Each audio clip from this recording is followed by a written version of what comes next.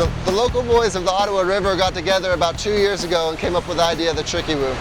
The Tricky Whu is basically a 3-end move where you're splitting on your second end and rotating 180 degrees upstream and going back the same way that you started. The natural progression for the Tricky Whu is to first learn to cartwheel, then to split, and then the next level beyond that would be the Tricky Whu. To do the Tricky Whu, you're simply going to start with a split wheel.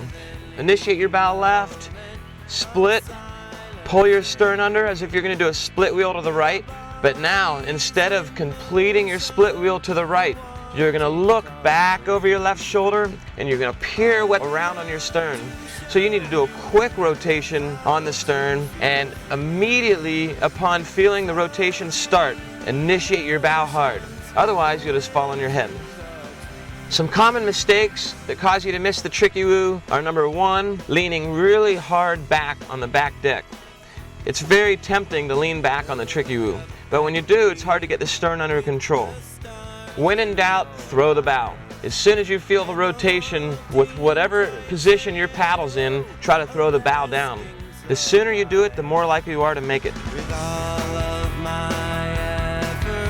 Are you ready for a new move? The Lunar Orbit. It goes like this.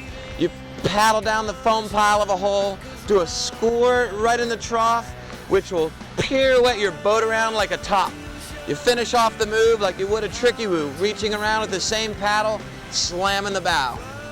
It's important to start your squirt right as you're leaving the foam pile. This way you get in most of your rotation before you get pushed back into the foam pile, where things are much harder to control.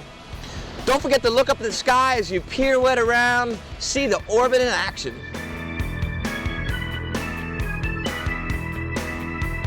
This move's the McNasty, and I can tell you the view you get when you're hovering over the water, right over the green water, is unbelievable. Right when you're about to crash or complete the move.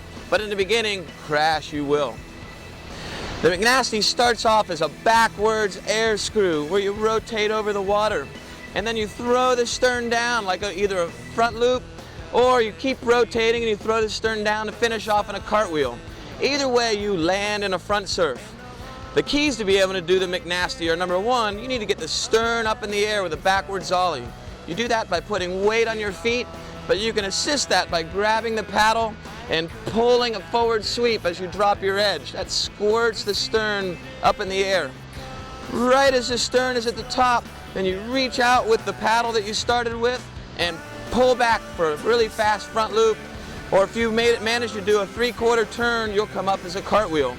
Either way, you're going to hit the green water hard. It's going to push you back into the foam pile, and with a little bit of luck, you'll be coming out in a front surf. The nice thing about the McNasty is you can combine it with other moves.